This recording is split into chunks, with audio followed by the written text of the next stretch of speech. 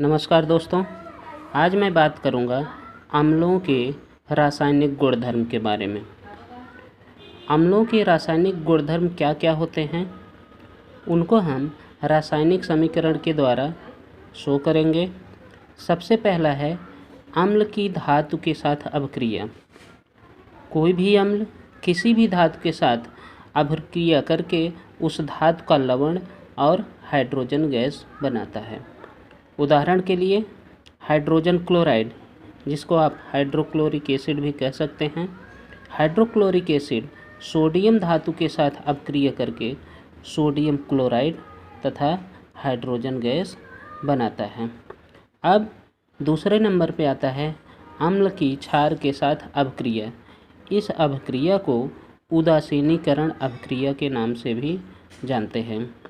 कोई भी अम्ल किसी क्षार के साथ अभिक्रिया करके लवण और पानी बनाता है, इसे हम उदासीनीकरण अभिक्रिया कहते हैं। हाइड्रोजन क्लोराइड सोडियम हाइड्रोक्साइड के साथ अभिक्रिया करके सोडियम क्लोराइड तथा पानी बनाता है। अब तीसरे नंबर पे आता है अम्ल की धात्विक कार्बोनेट के साथ अभिक्रिया। धात्विक कार्बोनेट मीन्स धातुओं की कार्बोनेट के साथ जुड़ने से धात्विक कार्बोनेट बनता है। कोई भी अम्ल किसी भी धात्विक कार्बोनेट के साथ अभिक्रिया करके उस धातु का लवण, पानी तथा कार्बन डाइऑक्साइड बनाता है। उदाहरण के लिए hydrogen chloride sodium carbonate Na2CO3 sodium carbonate के साथ अभिक्रिया करके सोडियम क्लोराइड NaCl H2O और कार्बन डाइऑक्साइड बनाता है। अब चौथे नंबर पे आता है अम्लों की धात्विक हाइड्रोजन कार्बोनेट के साथ अभिक्रिया। धात्विक हाइड्रोजन कार्बोनेट मतलब धात्विक बाइकार्बोनेट भी कहते हैं। कोई भी अम्ल किसी भी धात्विक हाइड्रोजन कार्बोनेट या धात्विक बाइकार्बोनेट के साथ अभिक्रिया करके धात्विक लवण, पानी तथा कार्बन डाइऑक्साइड बनाता है। Hydrogen chloride sodium bicarbonate, sodium hydrogen carbonate भी इसको कहते हैं।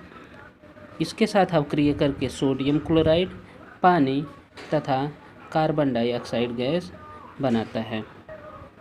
अब इसके बाद आता है अम्लों की धात्विक ऑक्साइड के साथ अभिक्रिया। कोई भी अम्ल किसी भी धात्विक ऑक्साइड के साथ अभिक्रिया करके उस धातु का लवण और पानी बनाता है। जैसा कि हम सभी जानते हैं, कोई भी अम्ल किसी भी बेस के साथ अभिक्रिया करता है तब लवण और पानी बनता है। इससे स्पष्ट है कि किसी भी धातु का ऑक्साइड बेस की तरह व्यवहार करता है। इसका मतलब ये हुआ कि किसी भी धातु का ऑक्साइड क्षारीय होता है। Hydrogen chloride Na2O = NaCl + H2O। इस तरह से स्पष्ट है कि किसी भी धातु का ऑक्साइड बेसिक माध्यम का होता है। अब इसके बाद आता है क्षारक की आधात ऑक्साइड के साथ अभिक्रिया। कोई भी क्षारक किसी भी आधात ऑक्साइड के साथ अभिक्रिया करके लवण और पानी बनाता है। हम सबको मालूम है कि क्षारक एसिड के साथ यानी अम्ल के साथ अभिक्रिया करके लवण और पानी बनाता है। इससे स्पष्ट है कि आधात ऑक्साइड एसिडिक नेचर का होगा। अब इसके बाद आता है सभी अम्लों तथा क्षारकों में समानताएं।